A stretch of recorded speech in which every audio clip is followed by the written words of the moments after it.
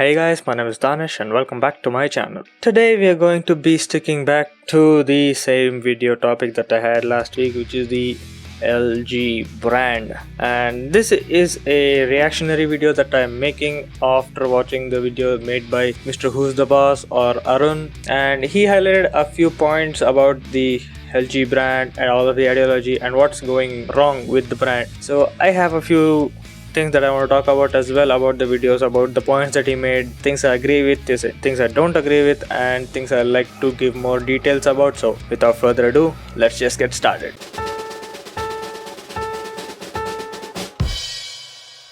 So the first point he brought up was the cost of the flagship, and the main point of that being that the launch price is really high, but the price you get after a few months down the road is really cheap, and you can get a flagship device at a budget smartphone price range. And I have made that pretty clear a lot of the times when I started out with the G8X that I bought it for the price of less than the OnePlus Nord. So you're getting a flagship phone with two screens as well for the price of one OnePlus Nord, and this has been the recurring theme in my LG buying experience, if I can say, because when I bought my G6 it actually launched at around 50,000 rupees, and when I bought it like 4 months down the line I bought it for around 33, so that's 40% of the price just cut in 4 months, and that lasted me for quite a while. It lasted me for more than 3 years, and it is still in the family. It is with my mom. She is using it right now and it's still running like a champ. So the life of the smartphone is really clearly there, even though the support thing is a bit of a hit or miss, which I'll come to in another point. But yeah, the price point is really striking, and with the G8X it's even more confusing because when it launched at 55,000 rupees, and the retailers 1 year down the line, like a couple of months ago, are still selling it for MRP or the full price, and Amazon and Flipkart are around the 30s, and the Flipkart even went down to 20,000 rupees for the G8X on one of their flash sales. And if you check into LG India website, it was previously listed for 55,000, but it's currently listed for 70,000, which is really confusing because it didn't even launch at that price, and they just want to deter you from buying the G8X stock and probably want you to go buy the LG Velvet. And the build quality, again, all glass, high performance, everything is up to speed, good cameras. What more can you ask for a few month old device or a year old device for that price point? So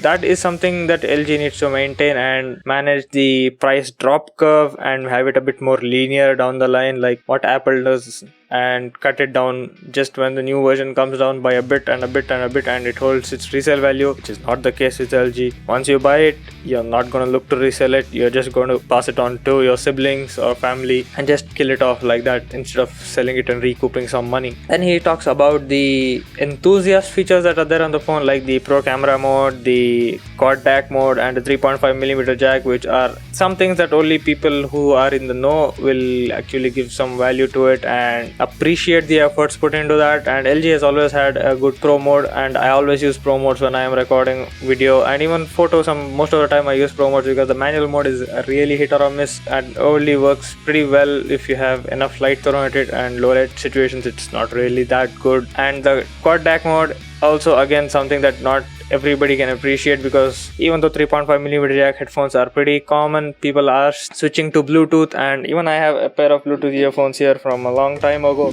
These are just for my gym, and for my high fidelity I have the M40Xs, which are looking bad for wear and I need to service them, but that's beside the point. But these are the features that people who are in the know or who are techies will appreciate, and that is one of the target audience that is there currently for the LG family lineup, especially in the flagship models that LG has. And that is one of the few problems there as well, because the flagship models aren't really going on into common people's hands. The brand is not recognized, and there are so many underrated things that I really like about the LG G8 and even the G6 and most of the LG lineup was even from the LG G6 was the flush rear back. So there was no camera hump, which people really hate, but once people start to understand that they are going to slap a case on all the phones, the hump doesn't really matter and it does flat out with the case. So the hump issue really stopped becoming an issue and just something reviewers nitpick about. So that was still an underrated feature of having a flush rear back, even though it makes the G8X really slippery. It's something there, it's something that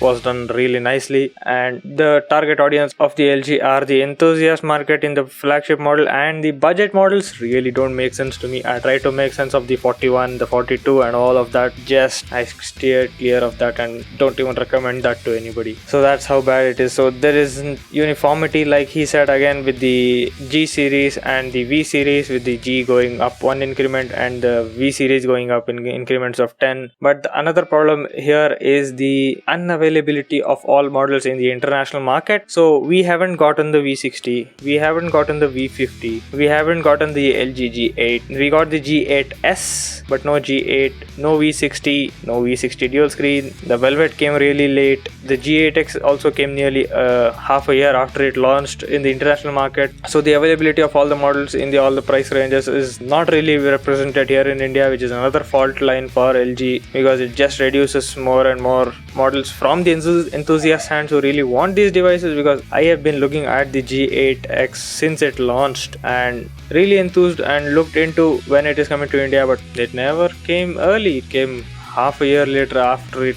had gone out of relevance and other smartphones were up in popularity. And then Arun pointed out about the design cohesiveness that isn't there with the LG lineup, and to a degree this works and I understand where he's coming from, but the thing is the phone is not striking. It's basic in a sense, and LG has gone a way of cutting costs in the least noticeable way for its consumers. The LG has cut corners in a meticulous Germanic way, and it does work to bring the price down, but there's just no fun in the design. Like this, why such a big cutout? I have spoken about this in the previous videos as well, but why such a big cutout? Because this isn't going to fit any other smartphone model for you to say that there are different positions of the camera module, so I have to accommodate for that. No, it isn't happening like that. So this is specifically made for the G8X, and there is no reason to have such a big cutout over here. The only thing I can think of is price cut in manufacturing, because that's that much less material you have to add on, or I don't know what's going on with LG, but yeah, that is one of the cases with the cohesiveness and the appeal of the design, which isn't really working, and I agree with Arun on all of this. And one more thing that is a really nitpick for me, or used to be with me, was the software support lineup of LG, especially in the international market and even here in India, is really poor. And LG has a system of going for the X.0 version of an Android update and implementing their version of X.0 like 8.0, 9.0, 10.0, but LG does not do the X.1 iteration where most of the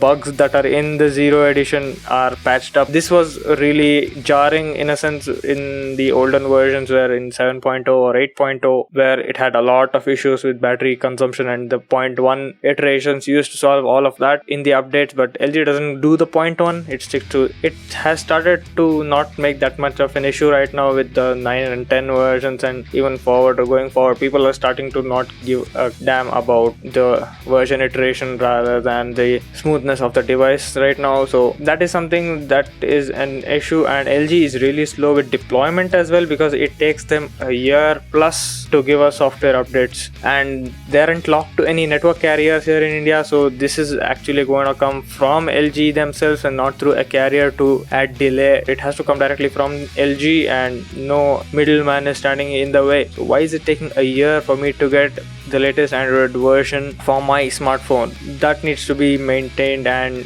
stepped up a bit, because that is one of the places where they can have retention of consumer base and have users who will upgrade to a future device knowing that they will get software updates properly. And that is the whole appeal of the OnePlus and the Pixel lineup, because they get the fastest updates of Android OS, and that's why the devices are holding their value and people are buying more OnePlus phones, even though I kind of don't love the Nord, which is well known I guess with all of you, but yeah, it's something that you have to look into. LG, please. Now the buying force here for the LG device is two kinds of people. Number one, the value for money buyer who will look at specs and cost, and the second version of people is the enthusiast. So I know a lot of YouTubers who really actually like LG devices, and they keep telling everybody that they're an underrated device manufacturer and their devices are pretty good with a few drawbacks, but you have to live with those drawbacks with any other flagship brand which is reducing prices and giving an amazing device. And yeah, if you can't keep the enthusiast market happy and the value for money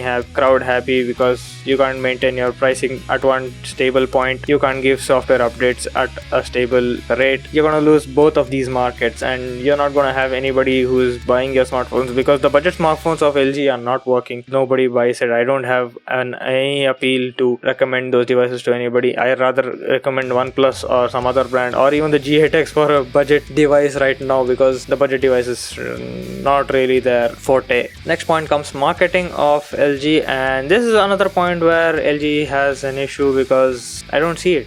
From the moment the S21 launched from Samsung, I have seen countless number of ads on YouTube wherever I watch a video, and I don't even have personalized ads on. So these are ads that are going to the mass media and not targeting enthusiasts or targeting people who are into tech to buy these devices or incline them to buy these devices. So if LG does not have that coverage in the open market, where else do they think they are going to get their publicity from for their smartphones? And the thing is, whenever my friends or anybody new who sees my phone and they ask me which phone this is, I say it's an LG, and they say, LG? Which model of an LG? Because they have no clue about any of these models. The Samsung lineup, the S20, the S21, even a kid knows those models, but LG, nobody cares, nobody knows. Even my G6, everybody used to ask me, which phone is this? Is it a Redmi because of the center power button? But no, it was an LG and nobody knew about it. Even though LG has done so many good things, like having a wide angle camera from a long time ago, having the taller aspect ratio that came with the LG G6 before the Samsung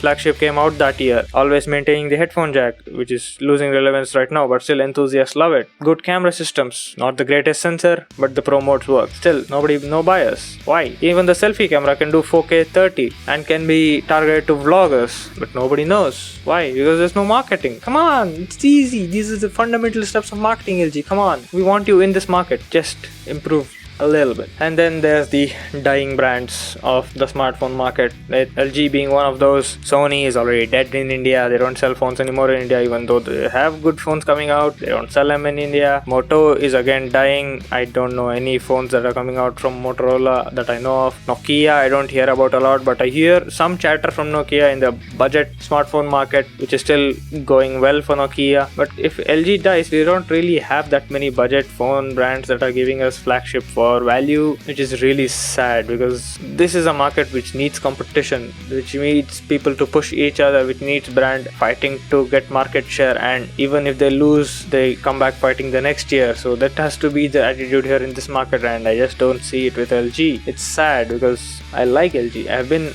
an LG user for a long time. I have made a lot of content about LG, and I would like to make a lot more. So I made this actually video after watching Mrwhosetheboss or Arun, who made a video talking about all of these factors as well, and I wanted to talk about making a video about LG called Dear LG and talk about all of these grievances myself, but I really always kept pushing it forward, and I didn't really want to make this video because the reality didn't have to be so cruel. But yeah, after seeing his video, I was inclined to make this video, and even if I am a day late from my regular upload schedule that is on a Friday, I had to make this video and make space for this. So yeah, this is my open letter to LG. If they watch this, they can get in contact with me and I'll help in whatever way I can as an enthusiast. And yeah, that's it, I guess. If you like this video, give this video a like, get subscribed to my channel, ring the bell icon to receive notifications of all of my future videos, comment down below what you think about LG and all the future models that are coming, including the LG rollable phone, which has real scope and hype. And that's it, I guess. Stay home, stay safe. I'm gonna see you guys in the next one. Peace.